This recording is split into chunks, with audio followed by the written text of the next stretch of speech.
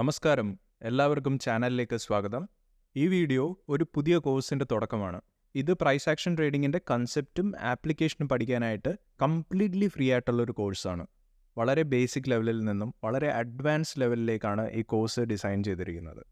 ഈ കോഴ്സിലുള്ള ഭൂരിഭാഗം ഇൻഫർമേഷനും ഞാൻ വളരെ ഫേമസ് ആയിട്ടുള്ള ട്രേഡിംഗ് ബുക്സിൽ നിന്നും ട്രേഡിംഗ് ബ്ലോഗ്സിൽ നിന്നും പല പ്രൊഫഷണൽ ട്രേഡേഴ്സിൻ്റെ വീഡിയോസിൽ നിന്നും പിന്നെ കുറച്ച് റെലവൻ്റ് ആയിട്ടുള്ള ഓൺലൈൻ സൈറ്റ്സിൽ നിന്നുമാണ് ശേഖരിച്ചിരിക്കുന്നത്. ബിഗിനറായിട്ടുള്ള ഒരാൾക്ക് പോലും മനസ്സിലാകാൻ കഴിയുന്ന രീതിയിലാണ് ഞാൻ ഓരോ ആശയം വിശദീകരിക്കാൻ പരിശ്രമിച്ചിട്ടുള്ളത്. 14 എപ്പിസോഡുള്ള ഈ കോഴ്സിൽ എന്നോടൊപ്പം യാത്ര ചെയ്യാൻ നിങ്ങൾ ഓരോരുത്തരെയും ഞാൻ ഹൃദയപൂർവ്വം സ്വാഗതം ചെയ്യുന്നു.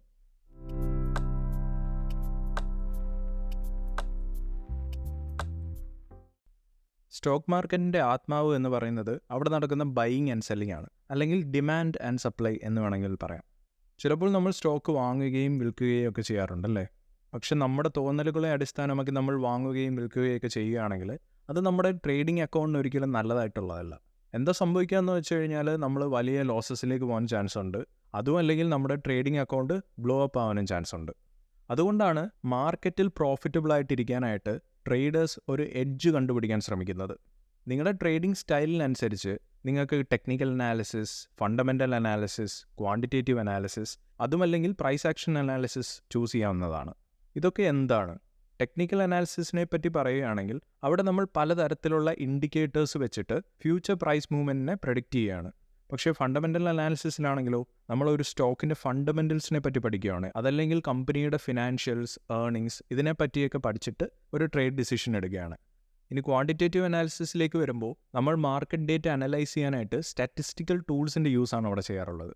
വളരെയധികം ട്രേഡേഴ്സ് യൂസ് ചെയ്യുന്ന ടെക്നിക്കൽ അനാലിസിസിനെ പറ്റി നമ്മൾ സംസാരിക്കുകയാണെങ്കിൽ നമുക്ക് കണ്ടുപിടിക്കാൻ പറ്റുന്ന ഒരു ഇൻട്രസ്റ്റിംഗ് കാര്യം എന്താണെന്ന് വെച്ച് കഴിഞ്ഞാൽ ടെക്നിക്കൽ അനാലിസിസിൽ യൂസ് ചെയ്യുന്ന മെജോറിറ്റി ഇൻഡിക്കേറ്റേഴ്സ് എന്ന് പറയുന്നത് മാർക്കറ്റിൻ്റെ ഫണ്ടമെൻ്റൽ ഇൻപുട്സ് ആയ പ്രൈസിനെയും വോളിയത്തിൻ്റെയും പോസ്റ്റ് പ്രോസസ്സിംഗ് കൊണ്ട് ഉണ്ടാക്കിയ സാധനങ്ങളാണ്. ഇതിനെ ഒരു സിമ്പിൾ എക്സാമ്പിൾ വെച്ച് മനസ്സിലാക്കാം. ഒന്ന് ആലോചിച്ച് നോക്കിയേ, നമ്മുടെ വീട്ടിൽ വളർത്തുന്ന ഒരു ഫ്രൂട്ടും ഒരു കടയിൽ നിന്ന് കീടനാശിനി ഉപയോഗിച്ച ഒരു ഫ്രൂട്ടും തമ്മിൽ കമ്പയർ ചെയ്ത് നോക്കുക. നമ്മുടെ വീട്ടിൽ വളർത്തുന്ന ഫ്രൂട്ട് കാണാൻ അത്ര നല്ലതൊന്നും ആയിരിക്കത്തില്ല, അതുപോലെ തന്നെ ഒത്തിരി ദിവസം ഫ്രഷ് ആയിട്ടിരിക്കത്തുമില്ല. പക്ഷേ അത് ആരോഗ്യത്തിന് വളരെ നല്ലതാണ്. ഇനി കീടനാശിനി ഉപയോഗിച്ച ഫ്രൂട്ട് ആണെങ്കിൽ അത് കാണാൻ നല്ല രസമൊക്കെ ആയിരിക്കും, അതുപോലെ തന്നെ കുറച്ച് കൂടുതൽ നാൾ ഫ്രഷ് ആയിട്ടിരിക്കുകയും ചെയ്യും. പക്ഷേ നമ്മുടെ ആരോഗ്യത്തിന് ഒരിക്കലും അത് നല്ലതല്ല. അതുപോലെ തന്നെയാണ് പല ഇൻഡിക്കേറ്റേഴ്സിൻ്റെ കാര്യം നമ്മൾ പറയുകയാണെങ്കിൽ. ഈ ഇൻഡിക്കേറ്റേഴ്സ് പ്രൈസിൻ്റെയും വോളിയത്തിൻ്റെയും ഒരു ഇൻ്റർമീഡിയറ്റ് പ്രോസസ്സിങ് കഴിഞ്ഞിട്ട് വരുന്ന സാധനമാണ്. അതുകൊണ്ട് തന്നെ പ്രൈസിൻ്റെയും വോളിയത്തിൻ്റെയും ആ ഒരു പ്യുവർ ബിഹേവിയർ അവിടെ നഷ്ടപ്പെടുകയാണ്. ഇതിൻ്റെ അനന്തരഫലം എന്താണെന്ന് വെച്ച് കഴിഞ്ഞാൽ നമ്മൾ നമ്മുടേതായ കൺക്ലൂഷൻസിലേക്ക് എത്തുകയാണ്. നമ്മൾ മാർക്കറ്റ് എന്താ പറയുക, മാർക്കറ്റ് എന്താ ചെയ്യുക എന്നുള്ളത് കണക്കിലെടുക്കുന്നില്ല. ഞാൻ ടെക്നിക്കൽ അനാലിസിസ് മോശമല്ല, ഇൻഡിക്കേറ്റേഴ്സ് എല്ലാം വേസ്റ്റ് ആണ് എന്നൊന്നുമല്ല പറയുന്നത്. പക്ഷേ നമ്മൾ മനസ്സിലാക്കേണ്ട കാര്യം എന്താണെന്ന് വെച്ച് കഴിഞ്ഞാൽ നമ്മുടെ കയ്യിൽ ഒരു KGF ഉണ്ട്, ഒരു ഗോൾഡ് മൈൻ ഉണ്ട്, അത് പ്രൈസാണ്. ആൻഡ് നമ്മൾ ഈ പ്രൈസിനെ പറ്റി പഠിക്കാനായിട്ട് കുറച്ച് എഫേർട്ട് ഇടുകയാണെങ്കിൽ മാർക്കറ്റ് എന്താണ് ചെയ്യുന്നത് എന്നുള്ളൊരു ഐഡിയ നമുക്ക് മനസ്സിലാവും. അതുകൊണ്ട് തന്നെ പ്രൈസും പ്രൈസിൻ്റെ ബിഹേവിയറിനെ പറ്റിയുള്ള ഈ സ്റ്റഡിയെയാണ് നമ്മൾ പ്രൈസ് ആക്ഷൻ എന്ന് പറയുന്നത്. ഇൻഡിക്കേറ്റേഴ്സ്, ഫണ്ടമെൻ്റൽസ്, ആൽഗോറിതംസ് പോലെയല്ല പ്രൈസ് ആക്ഷൻ. നിങ്ങൾ കരുതുന്നത് പോലെ മാർക്കറ്റ് എന്താണ് ചെയ്യേണ്ടത് എന്നല്ല പ്രൈസ് ആക്ഷൻ പറയുന്നത്, മറിച്ച് മാർക്കറ്റ് എന്താണ് നിലവിൽ ചെയ്തുകൊണ്ടിരിക്കുന്നത് എന്നാണ് പ്രൈസ് ആക്ഷൻ നിങ്ങളോട് പറയുന്നത്. പ്രൈസ് ആക്ഷൻ്റെ ഫോക്കസ് എന്ന് പറയുന്നത് മെയിൻലി റീസെൻ്റ് ആൻഡ് കറണ്ട് പ്രൈസസിലും ഓവറോൾ മാർക്കറ്റ് ട്രെൻഡിലും ഓവറോൾ പ്രൈസ് സ്ട്രക്ചറിലുമാണ് കേന്ദ്രീകരിച്ചിരിക്കുന്നത്.